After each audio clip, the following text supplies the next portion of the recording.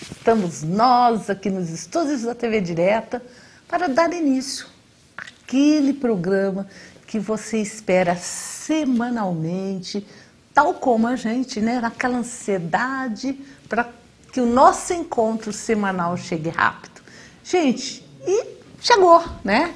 Estamos aqui para fazer um programa inédito, um programa que eu tenho certeza que vai agradar a todos os nossos telespectadores.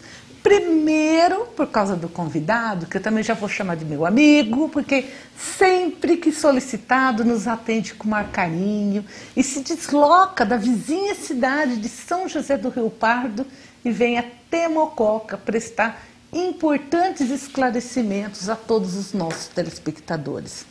Sabe, todo mundo se pergunta, puxa, doutora Eliana, você tem que trazer um endócrino, alguém para falar sobre diabetes, problemas de tireoide, falar de obesidade.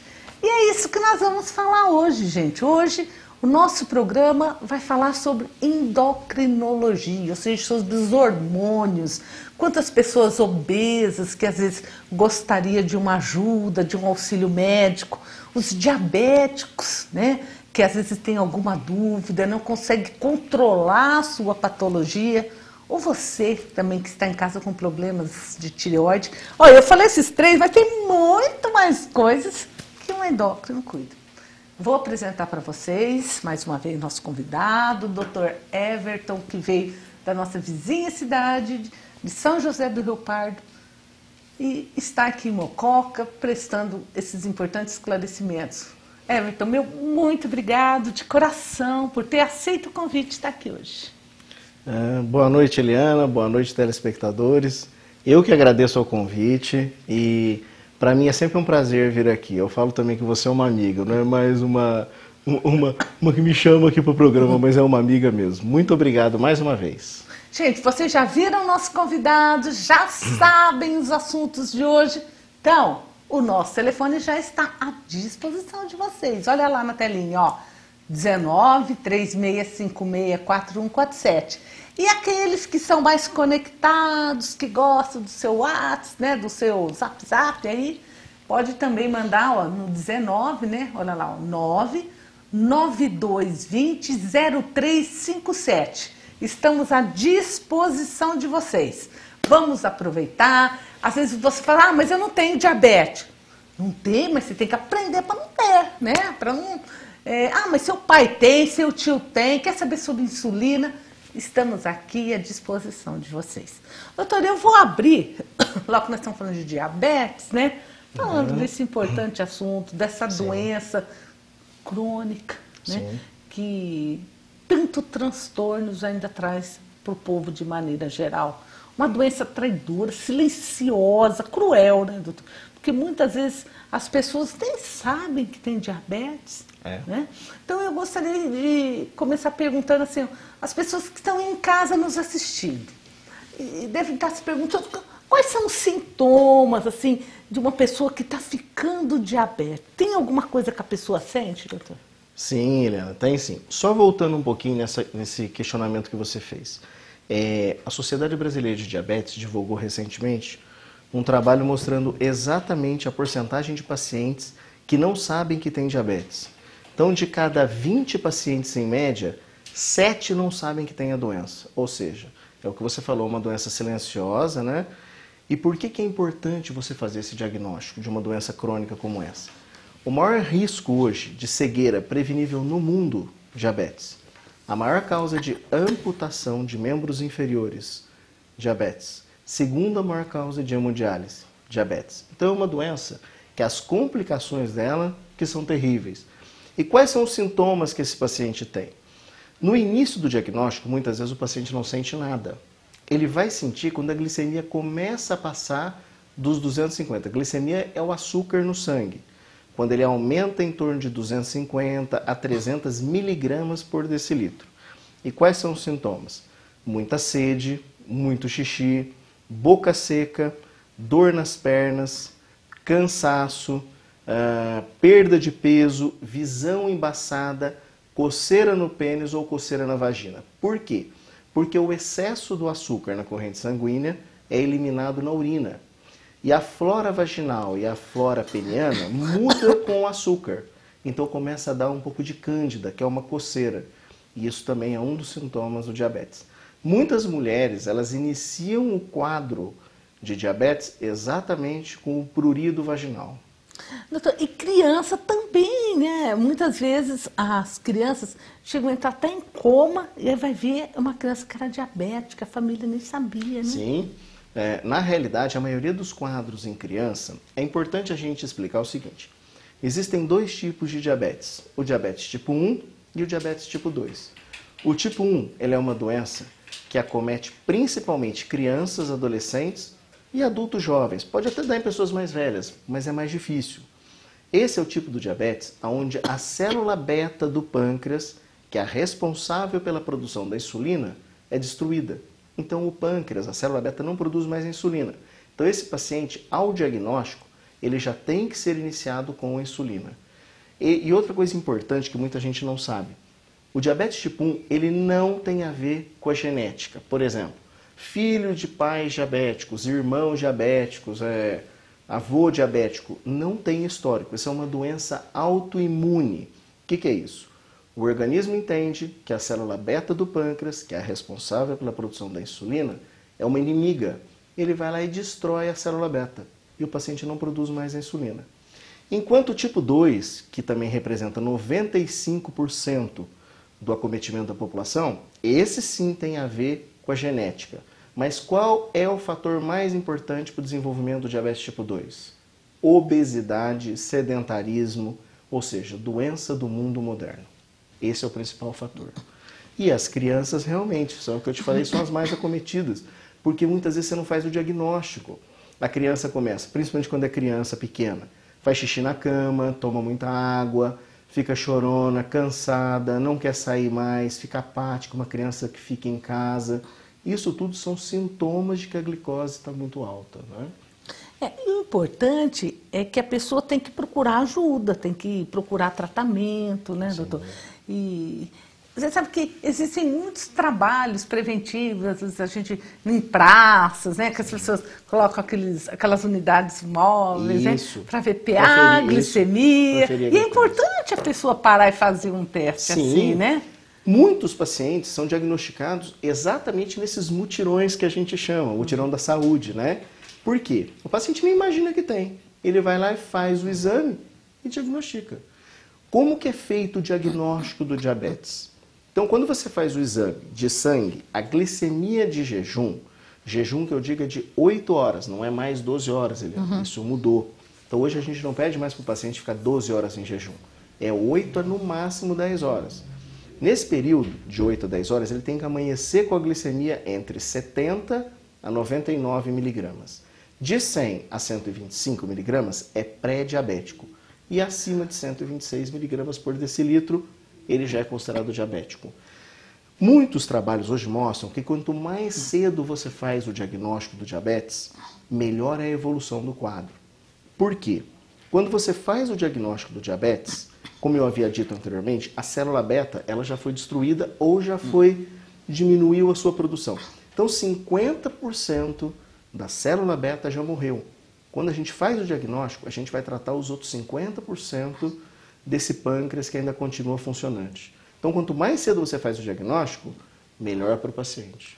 Doutor, mas às vezes a pessoa está passeando assim na rua, foi do almoço, comeu um lanchinho e vê a unidade móvel e fala assim, vou lá ver como está a minha glicemia.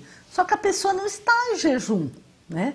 Então, muitas vezes a pessoa não confia no resultado. Eu gostaria que você falasse um pouquinho disso também.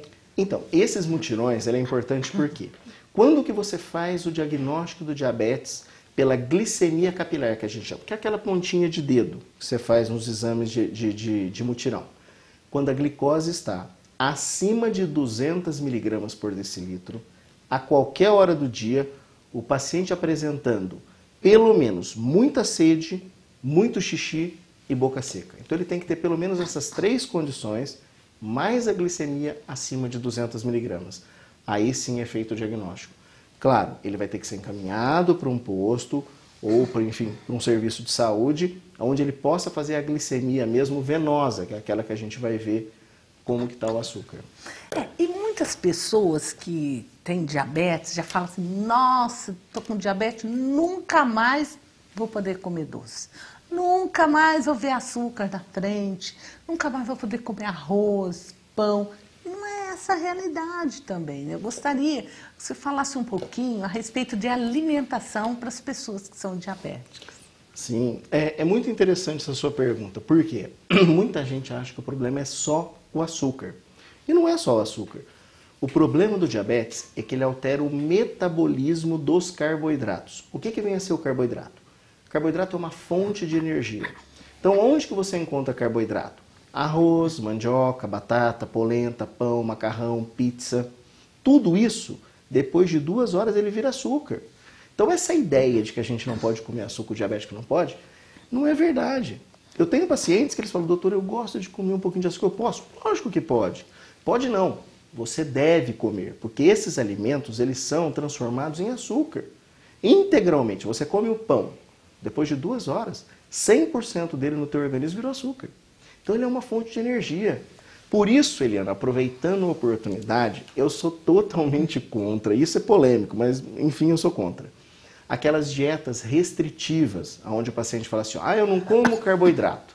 Quer dizer, eu sou contra por quê? O carboidrato é uma fonte de energia. Então você priva o paciente do carboidrato e ele come mais proteína. Essa proteína, ela tem que fazer a função de fornecer energia, que não é a função da proteína, por exemplo, a carne. Qual que é a função dela? É estrutural, produzir os hormônios, fazer com que o sistema imunológico nosso fique bom, ou seja, é outra função. Ela tem que transformar essa proteína em açúcar. Isso é chamado de neoglicogênese, não é a função da proteína essa. Aí o paciente perde peso. Ele fala, mas gozado, fulano fez uma dieta dessa e perdeu peso. Perde mesmo. Porque na realidade você está perdendo massa magra, você está perdendo músculo e não gordura. Por isso que quando ele entra em contato novamente com o alimento, com arroz, enfim, com qualquer carboidrato, ele engorda novamente. Então por isso que eu sou um pouco contra essas dietas. E é famosa essas dietas, né? Dieta de salt beet, tem várias dietas. Eu falo assim, que se dieta fosse tão boa, né, não surgia uma a cada dia, né? Teria que ter uma só e seria aquela. Cada dia que você entra na internet tem uma dieta dos pontos, a dieta dos... Apesar de eu achar, Eliana, que a dieta dos pontos ainda é a dieta que mais eu acho... mas é complicado você ficar lá somando os pontos, né? Mas eu acho que você não se priva, né? Hoje você quer tirar o dia que eu falo para os meus pacientes, que é o dia do lixo, né? Hoje eu quero comer algo diferente. Ele pode, ele vai fazer a contagem dos pontos e tem um limite para ele utilizar, né? Aproveitando que nós estamos falando de alimentação, eu gostaria também que o doutor falasse sobre as frutas, porque às vezes a pessoa é diabética e fala assim, não pode comer doce, nada, mas vai lá e come um monte de fruta, né? E esquece que a fruta tem açúcar. Muito, né? Exatamente. A fruta, ela tem, além da frutose, que é o açúcar da fruta, só para você entender, a cana-de-açúcar é a sacarose, enquanto o açúcar da fruta é a frutose, que também tem um índice glicêmico melhor, ou seja, menor do que o da sacarose, mas ela tem também. E além da frutose, ela tem um carboidrato, que também é transformado em açúcar. Então essa ideia de que pode comer a fruta não é bem assim. Então o que eu oriento meus pacientes? O paciente diabético ele pode comer uma média até 3 frutas por dia. Se for uma fruta que seria, por exemplo, em pedaço, por exemplo, melão, mamão, melancia, então eu falo que tem que ser mais ou menos o tamanho da mão, né? Não esticar muito, assim, e mais ou menos de 2 a 3 dedos a fatia de largura. Não mais do que isso. Você poderia, por exemplo, comer uma melancia de manhã, um mamão à tarde e uma pera à noite. Não teria problema nenhum. Mas mais do que isso, por exemplo, você comer 2 frutas ao mesmo tempo, é ruim. E existe uma outra coisa, Eliana, que são os alimentos que têm mais índice glicêmico. O que é isso? Vou te dar um exemplo. Você pega a laranja. A laranja, ela faz com que quando você tome o suco de laranja, esse açúcar da laranja, ela faz a glicose subir absurdamente. Então a gente fala que é um alimento de alto índice glicêmico. Então quais são os alimentos com maior alto índice glicêmico? Laranja, uva, morango, caqui. Só que qual que é o melhor? Ao invés de você tomar o suco, comer a fruta. Por quê? Quando você ingere a fruta, você ingere a fibra. E a fibra faz com que aumente o movimento peristáltico do intestino. Com isso, diminui a absorção do carboidrato. Portanto, você tem um controle melhor da glicose na corrente sanguínea. Então, mas vamos lá, ó. Já estamos recebendo bastante ligações, bastante pessoas já mandando WhatsApp para a gente e vamos começar então o contato com os nossos telespectadores. Vou abrir com a Beth, mãe da Bianca, que está mandando um abraço para o doutor e está nos assistindo. Um abração para vocês, viu? O Luiz Sérgio, também da Vila Lambari, ligou para a gente. Ele gostaria de saber, doutor, o seguinte, né? Ele é diabético, ele tem diabetes e muitas vezes diabetes descompensado. Ele gostaria de saber se o diabetes descompensado pode ser emocional. Diz que já passou com o doutor, né? E gostaria de também saber sobre o ômega 3, se o ômega 3 ajuda. Luiz Sérgio, né? Isso. Luiz, olha só, com relação a essa pergunta que você fez, ela quer saber sobre o ômega controle. 3? Não, o controle, né? Por que tem o emocional? Muita gente fala isso, que o emocional ele altera o diabetes. Quando a gente fala em emocional, tem que tomar muito cuidado. Por quê? Muita gente utiliza isso para tentar justificar a glicemia alta. Quando você fica nervoso, isso eu, você, qualquer pessoa, a gente libera no organismo hormônios chamados hormônios contrarreguladores. Eles têm efeito ao contrário da insulina. A insulina é um hormônio hipoglicemiante, ela faz o açúcar cair. Esses hormônios do estresse, por exemplo, a adrenalina, o cortisol, o glucagon, eles têm o efeito ao contrário, de fazer a glicose subir. Só que quando você tem um fator emocional, a glicose sobe, mas ela volta novamente. Então o fator emocional, ele não justifica os momentos em que a glicemia permanece alta. Ele pode justificar o momento em que a glicemia sobe, mas ela volta de novo. E a outra pergunta dele é sobre o ômega 3. Então, assim, os trabalhos mostram que o ômega 3, ele é cardioprotetor. Para o diabetes, não, mas ele protege a parte cardiovascular, diminuindo a aderência da gordura dentro do vaso sanguíneo. Então, diminuindo as placas de gordura. Mas assim, eu acho que só o ômega 3 não justifica, né? Às vezes o paciente ele fala, não quero tomar remédio, prefiro um ômega 3 que é natural. Muitas vezes você precisa do remédio, né? Que vai prevenir futuramente você de ter um infarto, um derrame, uma trombose. O ômega 3 associado a um outro medicamento, eu acho fantástico. A dona Odete, da Casa Marques, a Cristina também estão nos assistindo, né? Odete hoje lá. Beijão para a senhora, viu, dona Odete? Um abraço para todos eles que estão sempre prestigiando o programa Saúde. Mas vamos lá, A Michele mandou um WhatsApp dizendo assim, boa noite, doutor. Tenho alterações no tireoide, né? Posso fazer jejum intermitente por causa desse problema de tireoide? Michele, né? Michele, boa noite. Com relação ao jejum intermitente, não tem problema nenhum com a tireoide. O que eu questiono é como que você fica o dia inteiro sem ingerir nada, nenhum carboidrato, né? É o que eu expliquei agora há pouco. O carboidrato é uma fonte de energia. Você fica sem nada. O teu metabolismo, ele cai. Quando a gente fica sem alimento no organismo, o nosso cérebro entende que está faltando comida. Se você pegar a história da obesidade, a gente voltar lá muitos anos atrás, nós éramos nômades. Então o que acontecia? Você ia lá, comia, ficava quietinho, passavam 2, 3 dias, você teria que sair novamente para comer, para caçar, enfim.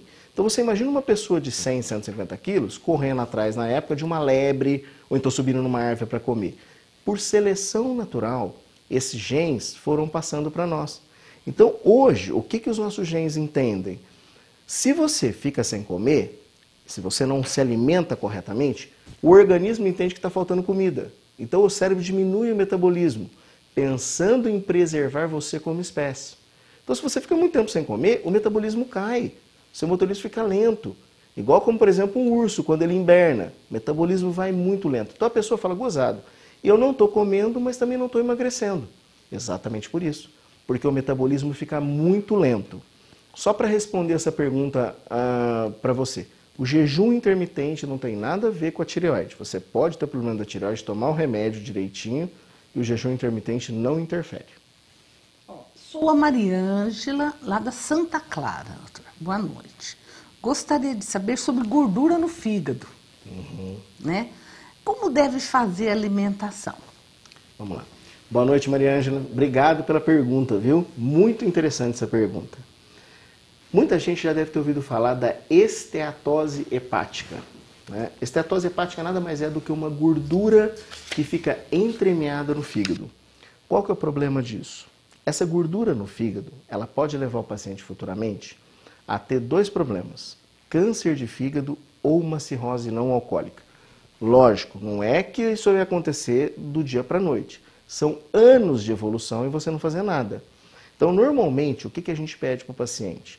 Além da alimentação, tem que ser uma alimentação com menos quantidade de gordura. Quando a gente fala gordura, são as gorduras saturadas, gorduras derivadas do animal. Por exemplo, o azeite é uma gordura boa, né? Ele não é uma gordura ruim. Mas a banha, por exemplo, é ruim. Então, existem alguns alimentos, principalmente as carnes, que não são tão boas, que tem muita gordura. Qual que é a outra pergunta dela, Eliana? Como deve ser feita a alimentação? Alimentação. Então, essa alimentação ela deve ser mais balanceada, como eu expliquei. E uma coisa importantíssima, atividade física. Isso é importante. A gente fala que não existe um remédio para a esteatose hepática, para a gordura no fígado. Existe mudança dos hábitos alimentares e mudança do estilo de vida. Tem que encarar uma esteirinha, tem que encarar uma academia, enfim, mudar o teu estilo de vida. Não tem remédio para a esteatose. O que a gente tem que fazer é mudança do estilo de vida. Muita gente quer terciarizar isso, não tem jeito, né, doutor? Não adianta. Tem que fazer, né? A esteatose hepática, eu falo, não adianta. Você pode tomar todos os remédios, não vai resolver. Se você não mudar o teu estilo de vida. Porque eu falei anteriormente, tem a ver com alimentação, né? Então, dificilmente você vai pegar um paciente magro que tem uma alimentação correta com esteatose. Pode até ter, mas é muito raro. Está relacionado muito à obesidade, que é aquela gordura que a gente fala mesentérica, né? É uma gordura que reveste todo o nosso intestino. Se você pegar isso, olhar na internet, você vai ver gordura mesentérica. Muita gente tem uma gordura, os obesos, de 14 centímetros, é quase um palmo, amarelo, assim. Então aquilo é o que mata, né? Não é essa gordura que fica exposta, que a gente fala que é o tecido adiposo. Essa não tem problema nenhum. Periga a gordura interna que a gente tem. Essa que é a que mata. Então vamos lá. Boa noite, doutora Eliana. Queremos apenas dar um abraço no doutor Everton. Eu sou a Hilda, o Sérgio, Rafael e a Jaqueline. Um beijão, adoro eles, viu? Família toda trata comigo. Um abração para vocês, viu?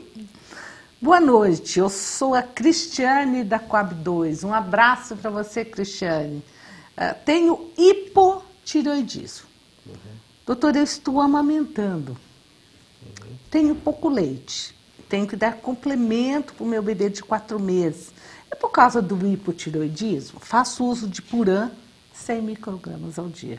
Como ela chama, Eliana? Ela chama Cristiane. Cristiane, boa noite. Obrigado pela pergunta, viu? Não tem nada a ver. Não tem risco nenhum do seu filho, tá? Você tomando Puran. Pelo contrário, se você para de tomar, todos os sintomas do hipotireoidismo começam a aparecer. Então, queda de cabelo, sonolência, esquecimento, dor nas pernas, unha quebradiça, pele seca e áspera, intestino preso, depressão, anemia, aumento de colesterol, diminuição da libido sexual, intolerância ao frio, irregularidade menstrual, infertilidade, aborto espontâneo. Se eu falar que não, eu vou falar até amanhã. Todos esses sintomas eles estão relacionados ao hipotireoidismo. Quando você toma um remédio igual você está tomando de 100 microgramas, provavelmente essa dose está correta para você. O seu problema do leite é outra coisa, não tem nada a ver com o hipotireoidismo. E você pode amamentar sem problema, viu? Olha que você falou do hipotireoidismo, agora vem uma pergunta do hipertireoidismo. Eu até gostaria que você explicasse para os nossos telespectadores, porque eles falam, um tem hipo, o outro tem hiper, né? O que é isso, né? Então ele fala assim, doutor, sou a Rose do Jardim Santa Maria. Eu perdi 14 quilos. Hoje descobri que tenho hipertireoidismo. Gostaria de saber o tratamento. Então, vamos lá. O hipotireoidismo, tanto o hipo quanto o hiper, eles são doenças autoimunes. O que é isso? O teu organismo entende que a tireoide é uma inimiga. Então ele vai lá e cria anticorpos que agridem a tireoide e destroem a tireoide. Se você pegar de cada 10 pacientes com problema tiroidiano, 7 são com hipotiroidismo e 3 com hiper. O hiper é mais raro. Então, a gente sempre tira o paciente do hipertiroidismo e passa para o hipo. Nunca deixa ele no hiper. Aí você vai entender por quê. O hipertiroidismo é uma condição onde o organismo a tireoide produz um excesso de hormônio. Quais são os sintomas? Tremor, taquicardia, ou seja, o coração dispara, irritabilidade, perda de peso, a visão fica aquela a gente chama de exoftalmia, que é aqueles olhos esbugalhados, né, que a gente fala. Tudo isso relacionado ao aumento do hormônio. Esse aumento do hormônio, ele leva também ao aumento da pressão, aumento da circulação. Então, se você precisar fazer uma cirurgia, lógico, se for de emergência, não tenha dúvida de que vai fazer.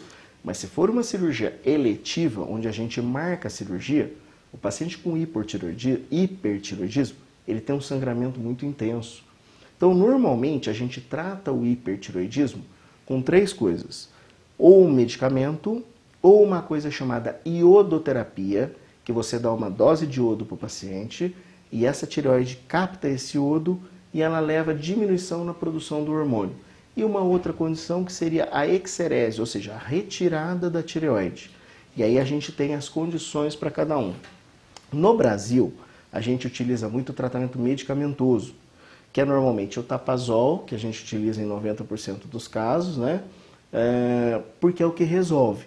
Existe também a iodoterapia, que não é errado também. Só que no Brasil a tendência é que a gente utilize mais a parte medicamentosa. Você pega nos Estados Unidos, por exemplo, o americano utiliza muito pouco medicamento, né, nesse sentido da tireoide. Então eles utilizam muito essa iodoterapia. O paciente faz o diagnóstico e já vai direto para a iodoterapia.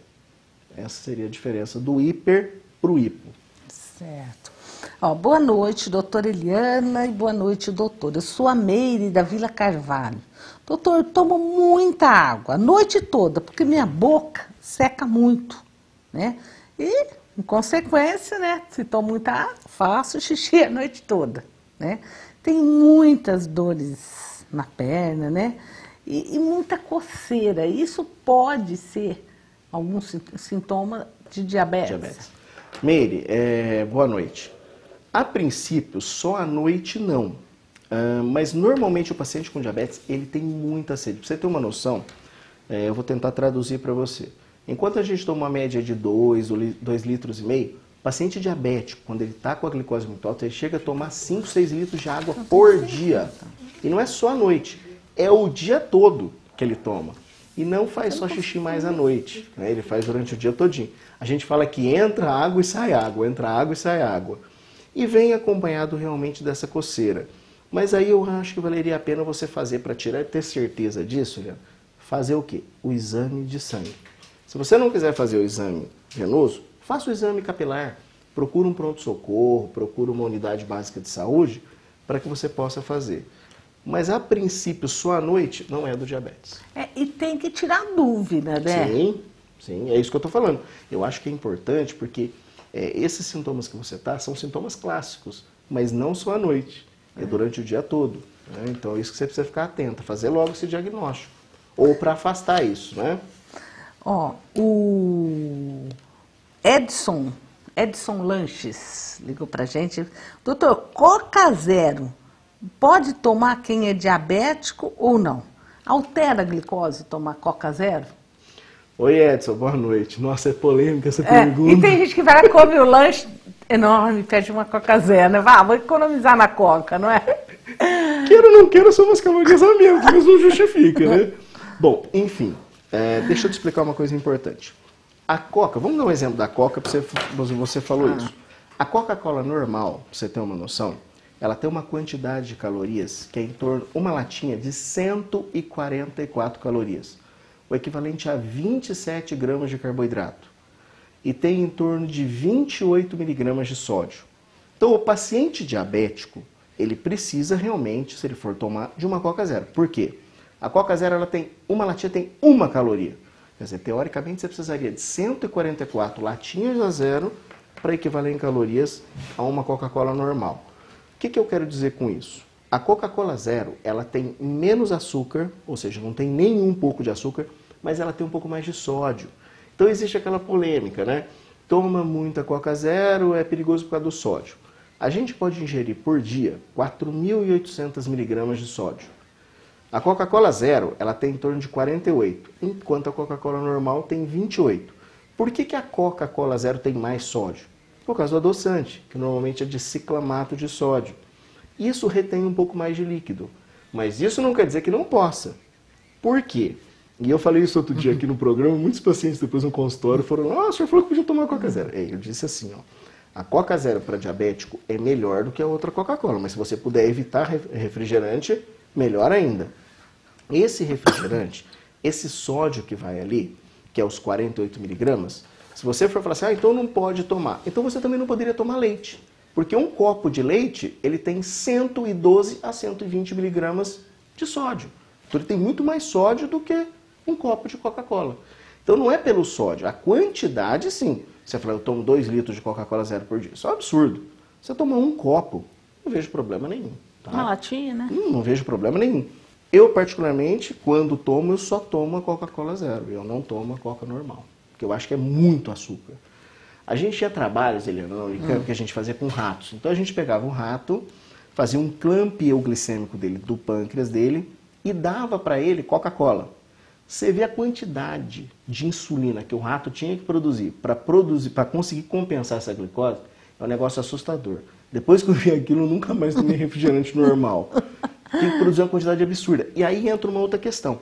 Produzindo muita insulina, a insulina é um hormônio anabólico. Então, quanto mais insulina você produz, mais você engorda. Então, se você consegue diminuir os alimentos que têm alto índice glicêmico, menos insulina você produz. Melhor o controle seu fica da diabetes. E menos peso você vai ter. É porque as pessoas podem pensar assim, quanto mais insulina, mais eu vou emagrecer, né? Não. E é o contrário, né, doutor? É porque o diabetes é um pouquinho diferente, né? O que acontece? Quando o paciente ele tem diabetes e a glicose está muito alta, eu vou tentar fazer uma analogia aqui para que vocês possam entender. Imagina que aqui eu tenho uma casa de construção, tá? De material de construção. Aqui eu tenho uma casa em construção com os pedreiros e eu tenho o caminhão que leva.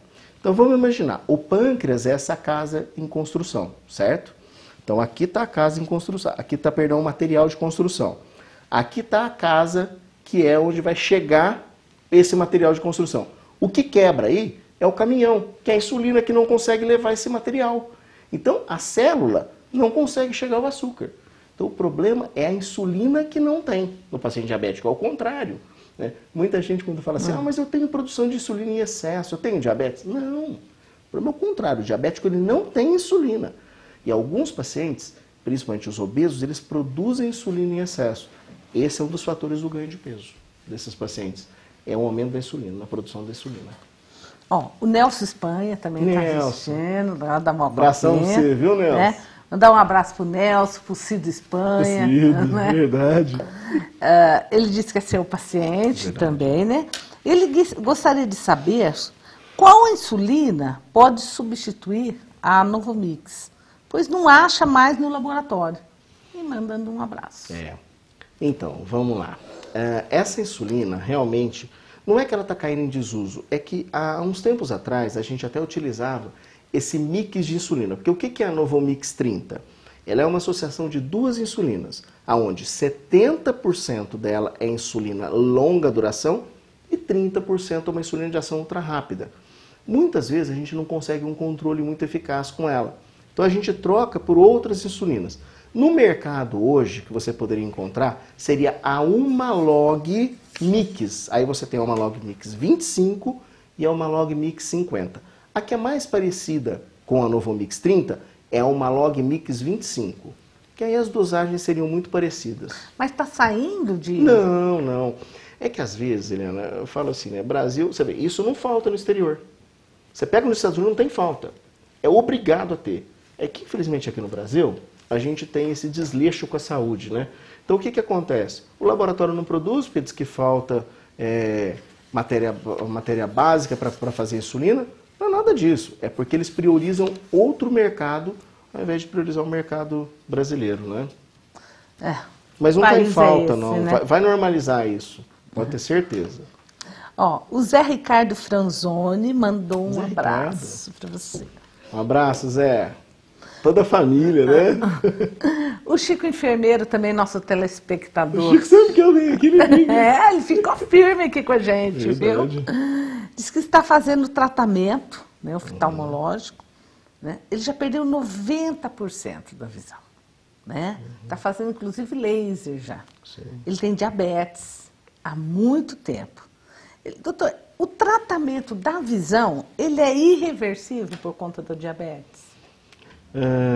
Chico, boa noite. É um prazer falar com você, viu? Obrigado pela pergunta e obrigado pelo prestígio. O que acontece? O diabetes é uma doença, como eu disse no início do programa, ela agride a vista, os rins e os pés.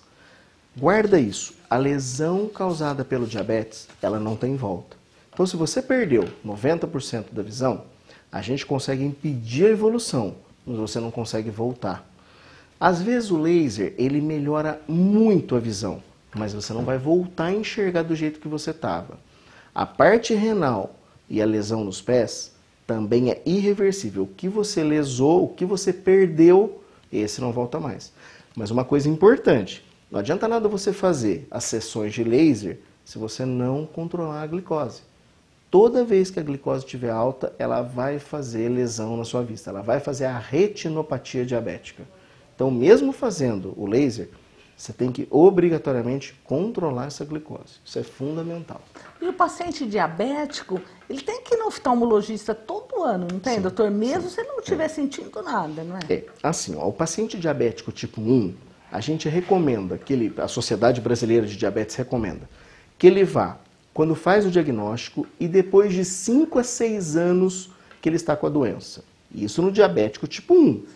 No diabético tipo 2, ele tem que fazer no diagnóstico e pelo menos um a cada 2 anos uma avaliação no oftalmologista. Principalmente aqueles que não têm o controle da glicose.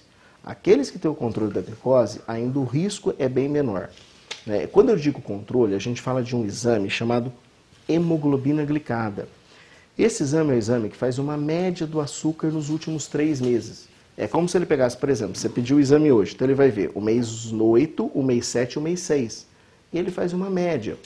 O ideal é que ele não passe do 7. Em alguns pacientes idosos, a gente até considera 8 como normal. E nos adolescentes, que têm aqueles hormônios contrarreguladores que eu falei anteriormente, a gente considera em alguns casos até 8,5 tolerável 9, no período da puberdade. Tá? A gente fala que essa hemoglobina glicada é aquela dedo duro, Dedo não é? duro. Não adianta a pessoa, né? Essa que o paciente fala, doutor, eu não sei, tá tudo tão controladinho, você vai ver a hemoglobina glicada, tá altíssima, né? Tá tudo muito pessimamente controlado, né? Mas era o dedo duro mesmo. Ó, o Luiz Sérgio, da Vila Lambari, ele falou assim, doutor, já percebeu que quando abre a torneira, assim, ele fala que quando ele vai lavar o carro, abre a torneira e tem que correr no banheiro. Pra fazer xixi? Mas isso aí não tem nada a ver com... Não, com diabetes não. E manda um beijo. Um abraço, viu? Mas isso daí é típico para criança, a gente usa muito, a né? torneira pra criança, da pia, né? Para criança ver e estimular ir no banheiro, é isso mesmo. A Wanda, da SECAP, diz que tem uma nora que está grávida. Está com diabetes, está em 120 a glicemia dela. Né? Doutora, ela já está tomando insulina. Isso pode afetar o bebê? Não, como ela chama? Wanda. Wanda, boa noite. Wanda, não, pelo contrário. Ela tem que usar insulina para controle. A glicemia muito alta, principalmente no início da gestação, ela pode levar a lesões no feto. Então, esse controle que ela está fazendo com a insulina é importantíssimo. E eu falo, Eliana, paciente gestante tem que fazer controle, porque além da tua vida, você está com uma outra vida dentro de você. Então, tem que tomar cuidado mesmo. O controle da glicose tem que ser muito rigoroso, mas muito mesmo. A gente até fala que a hemoglobina glicada para pacientes diabéticos ela tem que ser de 6, no máximo aí uns 6,5, né, que é o período dos 9 meses. E quanto mais cedo você iniciar o tratamento, melhor a evolução. Qual seria o problema de você não tratar? Primeiro, a criança, quando você não trata, ela nasce muito grande. Você já deve ter ouvido falar disso. A criança nasce acima de 4 quilos. Por quê? A glicose da mãe, ela passa para o feto, mas a insulina da mãe não passa. Então a criança produz a insulina. Como eu disse anteriormente, a insulina é um hormônio anabólico, então ela faz a criança crescer. Por isso que a criança nasce acima do peso, em torno de 4,5 kg. Isso é ruim porque criança que nasce com mais de 4 quilos tem um risco muito grande de se tornar diabético na fase adulta.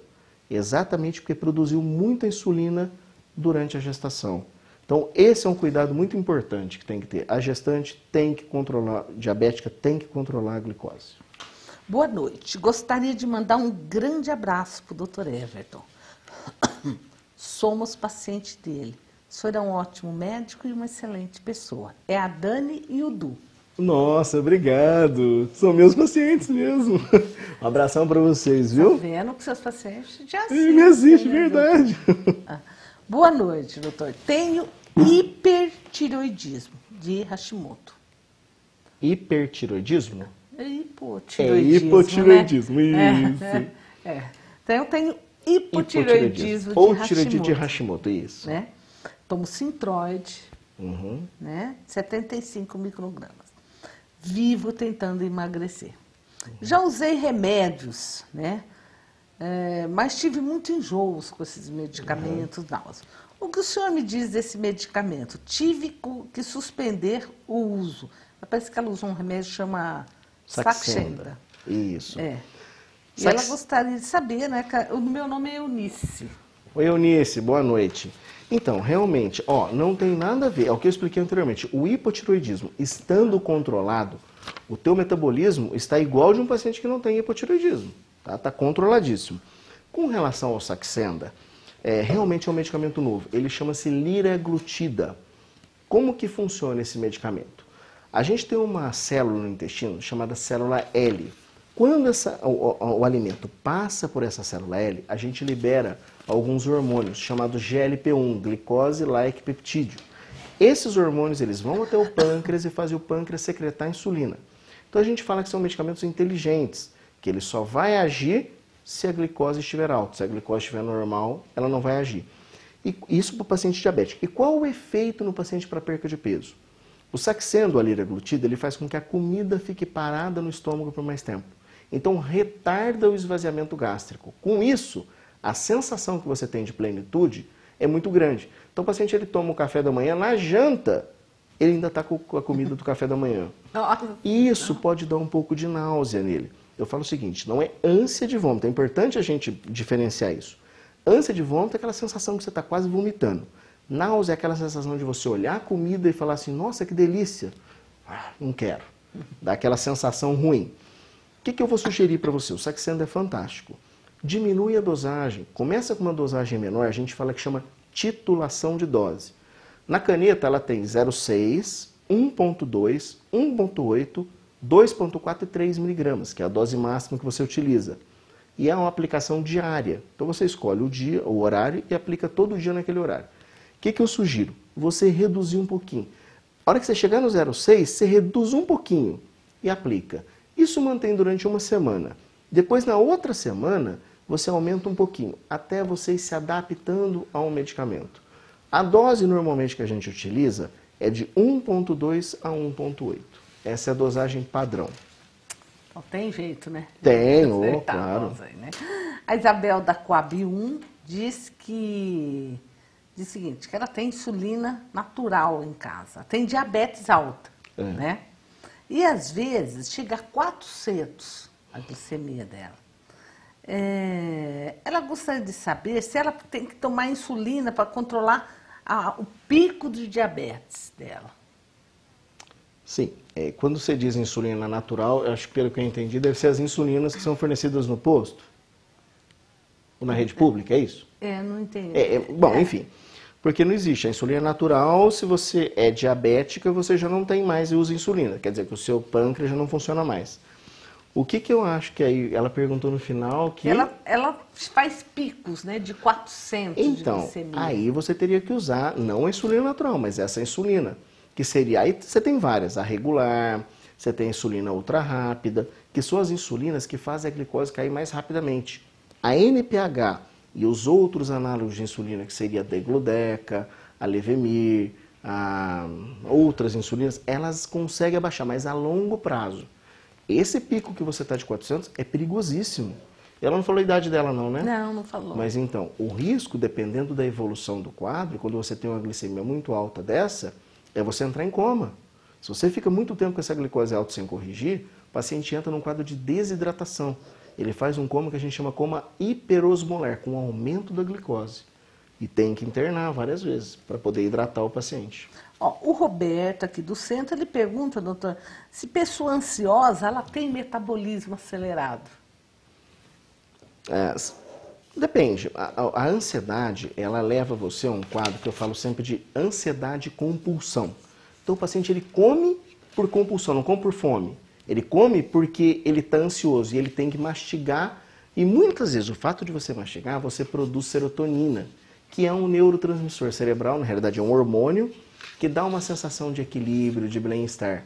Então assim, a ansiedade, ela leva sim ao aumento da alimentação. Com isso você leva ao aumento de peso, o aumento de peso pode levar ao diabetes. Quer dizer, não diretamente, mas ele pode levar sim. Tá? Boa noite, doutor. Meu nome é Valdirene. Eu tenho problemas de tireoide, mas não faço tratamento. Já emagreci 25 quilos e passo muito mal. Mas será que ela emagreceu 25 quilos sozinha? Então, é o que eu expliquei. O hipertiroidismo, quando ele está muito exacerbado, os hormônios estão muito altos, eles podem levar o paciente a perca de peso, tá? Agora, não sei, você perder 25, não sei se você está fazendo alguma dieta, né? Se você quiser mandar uma pergunta pra gente, né, Eliana? Especificando melhor isso, eu posso até te responder melhor, mas a princípio, eu não sei se você tem hipertiroidismo ou se você fez uma dieta mesmo. Ó, o Paulinho da Piscina também ligou. Paulinho. Fala assim, boa noite, doutor Everton. O senhor é um dos melhores endocrinologistas do nosso país. Nossa, né? Paulinho, E além de excelente médico, um grande amigo. Receba um abraço meu. Obrigado, Paulinho. Espero que você esteja bem, né? Teve esses dias lá, tá? Pelo que eu conversei com ele, tá melhorando, sim. Um diabético tipo 1. Boa noite, doutor, e boa noite, doutor. Primeiro, parabéns pelo programa. A pergunta é a seguinte, eu gosto de tomar café, meu café é bem docinho, bem docinho. Isso pode me levar a um diabetes no futuro?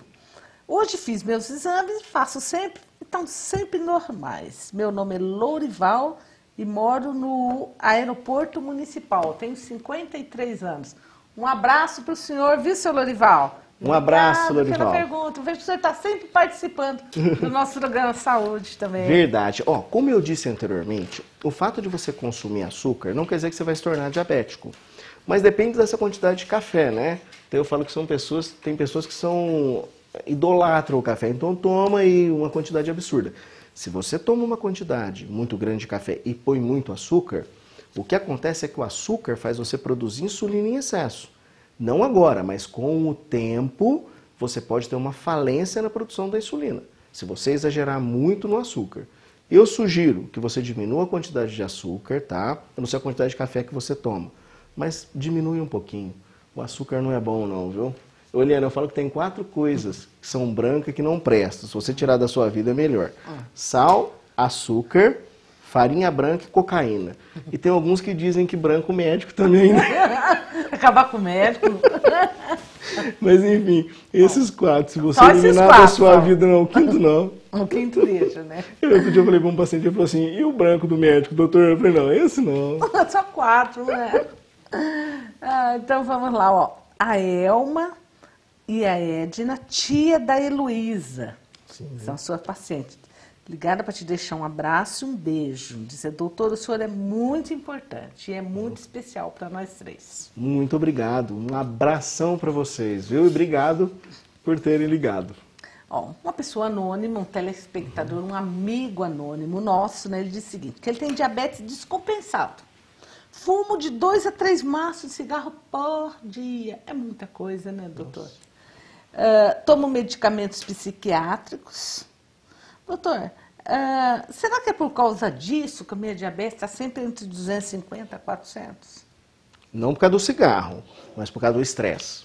Porque eu imagino que você fumar 2 maços é porque você fica muito estressado. O cigarro, na realidade, hoje, né, Eliana, tem muitos tratamentos na rede pública para você ajudar a parar de fumar.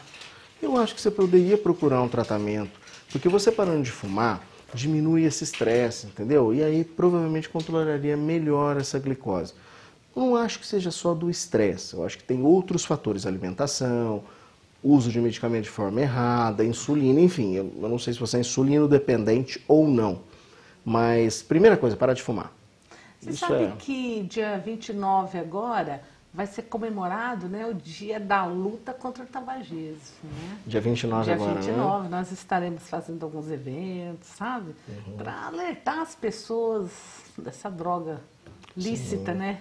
Sim. Que é tão terrível para a saúde da gente, né? E eu falo para o meu paciente às vezes, né, Eliana? Se você parar para pensar o quanto você gasta para se matar com cigarro, você guardaria esse dinheiro e faria outras coisas com esse dinheiro, né? E uma das coisas que você pode fazer é procurar atendimento. Hoje tem vários tratamentos para você parar de fumar e vale a pena você parar. Tem que querer, né? Sim, esse é o principal. Você tem que procurar, mas é você querer, não adianta. Ó, a Maria Helena da Vila Quintino disse que ela é pré-diabética. A glicemia está sempre entre 115 e 120. Certo. Doutor, quero saber se eu tenho que tomar remédio, porque a maioria dos médicos falam que eu não preciso. Eu tenho problema no rim, né? E quero saber se esse diabetes pode interferir.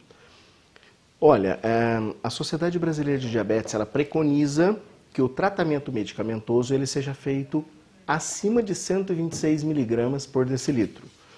Mas eu vejo alguns pacientes no consultório que têm a glicemia igual à sua. Primeira coisa que a gente faz, muda os hábitos alimentares. Muitas vezes, se você mudar um hábito alimentar, diminui a ingesta de carboidrato, de açúcar e fizer uma atividade física, eu não sei se você é obesa, mas normalmente esses pacientes, quando eles perdem 10% do peso deles, eles diminuem essa glicemia. Então eu falo que esse é o momento que você consegue fazer o paciente deixar de ser diabético. Se você olhar na literatura médica, diabetes não tem cura. Mas eu falo que esse é o momento que se você mudar o teu estilo de vida, você consegue deixar de ser diabético. Então tem que mudar o estilo de vida. É a hora, né? Sim, esse é o momento. Eu brinco com os meus pacientes, eu falo que ele está no borderline, em cima do muro. Ele vai escolher. Ou ele decide para onde ele vai. Esse é o momento ideal para você mudar o teu estilo de vida. Respondendo a sua pergunta, eu acho que medicamento a princípio não. Mudança do estilo de vida. Esse é o principal. É a hora de tomar a decisão, né? Sim. Decidir se você quer ou não levar uma doença crônica para o resto da vida, ou se você consegue evitá-la. Né? Ó, outro telespectador anônimo, né, disse, doutor, no último dia 14 de junho, descobri um diabetes. Estava 269 de glicemia e a minha visão estava embaçada. Sim. Agora controlei o diabetes, está em torno de 90. Só que eu gostaria de saber se minha visão volta ao normal. Como ele chama, Eliana? Antônio? Não, é um anônimo, um amigo anônimo nosso. Volta sim. A princípio, o que acontece é que a glicose impregna na retina. Quando a glicose começa a baixar, naturalmente essa glicose ela vai saindo da retina. Às vezes pode demorar até um mês e meio para sair, mas ela volta. Pode ficar tranquilo que se você mantiver a glicemia controlada agora, você vai voltar a enxergar. Pode ficar tranquilo. O que não pode é fazer picos, né, doutor? Sim. É o que a gente falou anteriormente naquela pergunta, né? O paciente faz 400 de glicose. Isso é um risco, porque você fazendo 400, você pode fazer também uma lesão na vista. Pacientes que já têm retinopatia, quando fazem picos hiperglicêmicos, eles estouram uma veia na vista e piora mais ainda. Eu tenho um paciente, até inclusive de Mococa, e que ele perdeu uma vista. E foi exatamente, estava no restaurante com a família, ele virou o rosto, olhou, começou a enxergar tudo escuro, foi no pronto-socorro, enfim, ele perdeu a visão. Né? De uma vista exatamente por isso, a glicose estava em 400 e pouco. E já era um paciente de longa data, com diabetes. Então tem que tomar cuidado. Glicose em 400, corre. Vai atrás, não deixa ficar nisso não. É realmente um perigo. Tem gente que fala, já estou acostumado, né? Minha glicemia sempre foi alta, né? Exatamente. E tem coisa que não é pra gente acostumar na vida. E o organismo, Eliana, por incrível que pareça, você pode falar melhor que eu, o cérebro ele se adapta a uma glicose alta. Ela vai ficando alta. No início é horrível, mas depois o cérebro se adapta àquela glicose. só que ela é deletéria, ela faz mal. Então você tem que abaixar.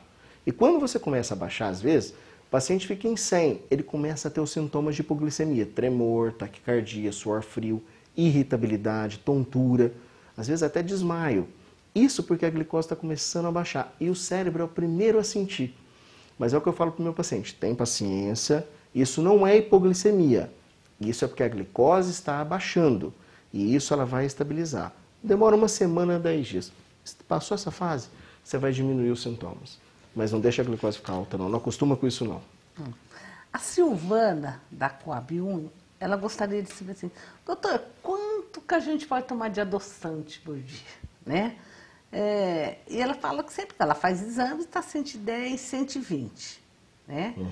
E toma remédio. Qual o normal? Se tem que ser mais baixo que 110 ainda? Ela fala. E quanto de adoçante? Tá. Como ela chama, Helena? Silvana. Silvana, eu não sei se essa glicemia é de jejum ou depois de comer. Enfim, como eu falei anteriormente, a de jejum, ela tem que ficar entre 70 e 120, tá? Tolerável até uns 130. E 2 horas depois de comer, de 100 a no máximo 140. Esse é o ideal. Com relação ao adoçante, assim, existem algumas polêmicas falando que adoçante leva a câncer e tal. Então eu vou te falar um trabalho que eu vi na literatura médica e que eu procurei saber. Não tem nenhum trabalho mostrando o aumento de câncer com o uso de adoçante. Qual é a tolerância? É o que eu falo para o meu paciente. Não adianta você colocar muito adoçante. O adoçante, ele não é como o açúcar. Um pouco que você colocar, ele vai fazer com que as papilas gustativas sintam o gosto doce. Ele não aumenta o gosto doce. Então, traduzindo, se você botar 3 gotas, é o equivalente a 30 gotas. Ele não vai adoçar mais do que isso. Então, o que a gente fala? O ideal, num café, de 5 a no máximo 8 gotas, não mais do que isso. E por dia, a gente fala que você pode ingerir, que não é tóxico, tá? Que não tem perigo nenhum. Até meio vidro daqueles de adoçante que seria... Eu estou falando isso no sentido de que não tem perigo. Então teria que ser mais de meio vidro ou então mais de 60 sachezinhos daquele de adoçante por dia. Ou que ninguém vai usar isso, né? Então a gente recomenda o quê? 3 a 8 gotas, na média de 5 gotas por cada café, enfim, suco que você vai tomar. E no máximo, se for aqueles sachezinhos, que você use 1 a no máximo 2 por vez que você for tomar. Ó, a Silvia, da Coab 2, tem 66 anos, né? Ela é pré-diabética. Sim. A diabetes ela chega até 120. Já falar também que ela não precisa tomar remédio, né? Nunca usou medicamento. Uma vez ela tentou até usar um remédio, mas a glicemia dela foi para 93. E o médico disse que ela não deveria ter tomado o remédio, porque poderia ter entrado até em coma, né? E que o medicamento dela é boca fechada. O que nós falamos agora há pouco, né? Mudança dos hábitos alimentares. Eu acho que isso que é o principal fator. E mudança do estilo de vida, fazer uma atividade física. Agora, depende, Helena. Tem alguns casos no consultório que eu até trato esses pacientes que têm uma glicemia alterada. Porque a gente sabe que ele tem um histórico. Eu venho acompanhando, sei que ela está em 100, 110, 120 e vai subir. Então eu vou esperar o paciente se tornar diabético? Não. Eu já acompanho ele, estou vendo que ele está evoluindo. Então eu já trato antes, para evitar que ele faça o diagnóstico. Por quê? Como eu disse anteriormente, ao diagnóstico do diabetes, 50% da célula beta do pâncreas, que é responsável pela produção da insulina, morreu. Então você vai tratar os outros 50% durante a vida toda desse paciente. Então quanto mais cedo você intervir, melhor para o paciente. A Luana do Centro também perguntou a partir de quando que ela é diabética, né? Sim. Que a gente já falou, já né? Falou. 126, né? E boa noite, doutor. Receba o meu abraço e da minha avó. Eu sou a Letícia Zeferino. Letícia, um abraço para vocês, viu? Obrigado por ter ligado, viu? Boa noite, doutor. Me chamo Andréia, sou aqui do centro de Mococa. Meu namorado tem hipertiroidismo e tem muitos problemas de ereção. Isso é normal? Com hipertiroidismo, não. Hipertiroidismo não tem nada a ver com ereção. O que acontece é que o paciente com hipertiroidismo ele se sente muito mal, como eu disse anteriormente. tremor, taquicardia, suor frio, irritabilidade, insônia. Então, talvez isso afete a parte psicológica e talvez esteja interferindo um pouquinho na parte de ereção dele. Mas, a princípio, o hipertiroidismo não tem nada a ver com a ereção. Agora, o diabetes, né, Não, doutor? sim. Diabetes, sim. O diabético ele tem uma alteração vascular e nervosa. Então, realmente, eu até explico, Eliana, que o paciente diabético ele tem a ereção, mas ele não mantém, porque ele não consegue fazer com que esses vasos se contraiam e mantenham o sangue no pênis. Então, o sangue chega, mas ele sai muito rápido. Então, ele não tem como manter essa ereção. E isso é uma complicação do diabetes também. Mas só para falar, nem todos os pacientes diabéticos têm essa complicação. Não é porque tem diabetes que vai ter essa alteração. E esse é um paciente de longa data que não cuidou. Como a gente disse anteriormente, tem paciente que demora anos para fazer o diagnóstico. Ele vai levando uma vida, quando ele faz o diagnóstico, já se passaram aí 8 anos de evolução da doença. E ele não tratou. Boa noite, doutor e doutora. Gostaria de saber se qualquer pessoa assim, que tem uns exames de rotina, tudo ok, se pode tomar sibutramina. Né? Pode. Eu falo sempre o seguinte, a sibutramina, eu gosto muito da sibutramina. Na realidade, eu tomo sibutramina. Por quê? Na realidade, ela é um medicamento para perca de peso. Mas a sibutramina, se você pegar a história dela, ela é um recaptador de serotonina.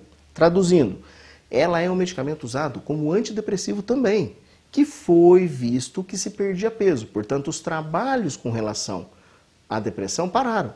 E aí os trabalhos mostraram que ele ajudava muito na perca de peso. Tanto é que hoje é o único medicamento daqueles antigos que a gente tinha das anfetaminas, Femproporex, Mazindol. Ele é o único que se mantém no mercado. Eu acho assim, a sibutramina, qual que é a condição que você tem que ver? Primeiro, se esse paciente vai tolerar, porque os efeitos dela é o quê? Taquicardia, o paciente pode ter intestino preso, ele pode ter um pouco de dor de cabeça. Isso normalmente é no início do tratamento. A tendência é que melhore. Mas se os exames estiverem bons, eu acho que valeria a pena você fazer, é que eu não te conheço, mas fazer um eletro, Nem todos precisam, mas como eu não conheço você, fazer um eletro para a gente ver.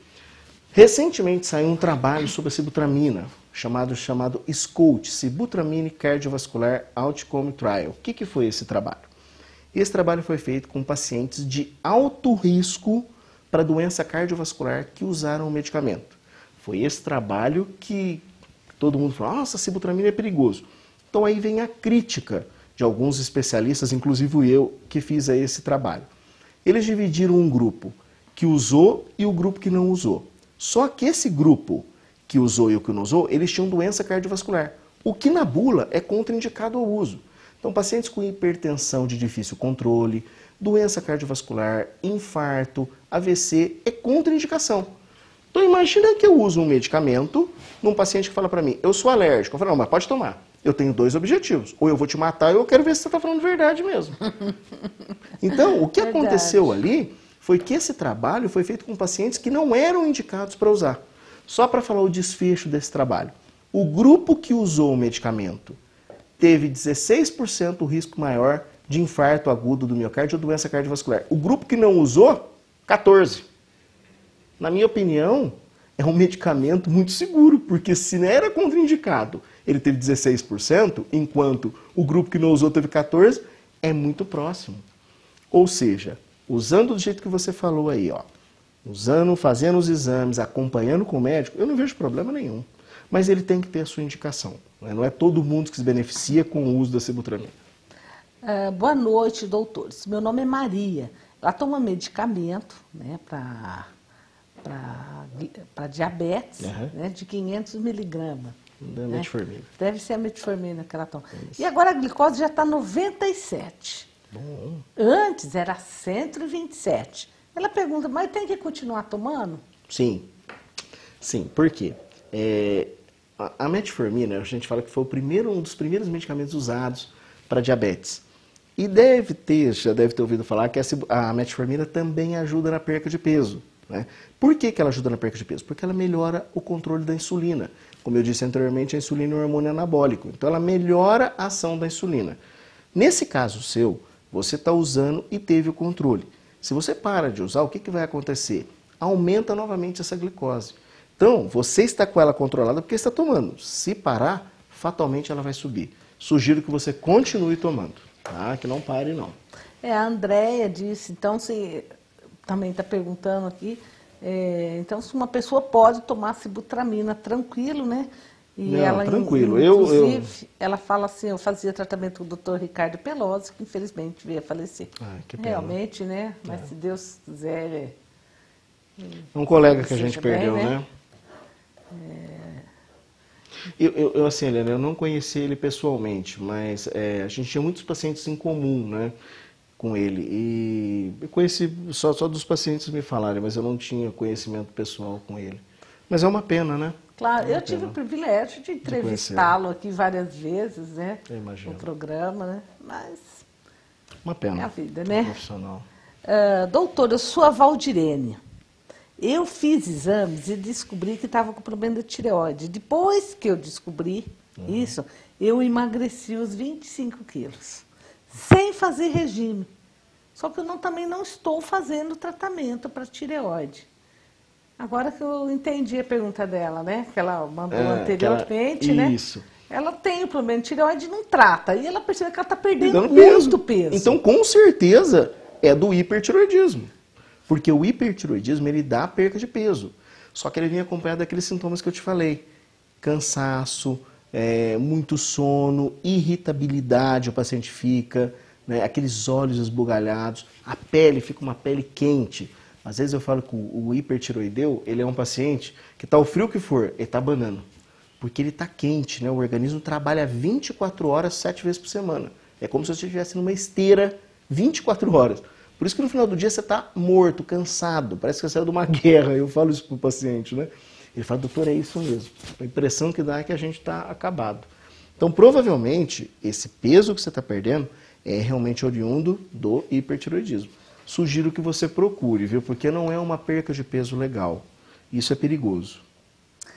Boa noite, doutores. Já tive, doutor, 2 fraturas patológicas no úmero. Estou tomando vitamina D e risidronato de cálcio, pois fui diagnosticado com osteopenia. Meu médico me encaminhou para um endocrinologista, né? E suspeita de uma osteopenia juvenil, porque tem 34 anos. Isso pode ser mesmo? Sou o Fábio da Santa Clara. Oi, Fábio, boa noite. Pode, mas o que acontece? O paciente, quando ele tem deficiência de vitamina D, a vitamina D ela está intimamente relacionada com a formação do osso, com os osteoblastos. Quando você diminui a vitamina D, pode ter o aumento do paratormônio, que é um hormônio produzido pela paratireoide. Esse hormônio, a função dele é modular o cálcio no organismo.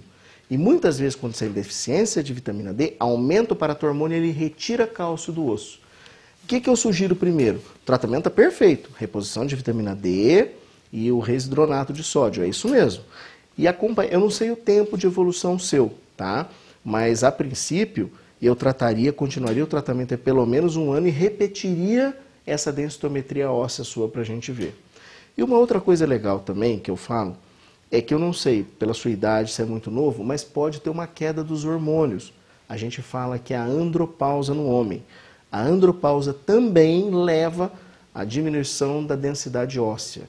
Então é uma das causas 34 também. 34 anos. Pois é, novo, né? Nossa, novo demais. Para estar com osteopenia, sim, né?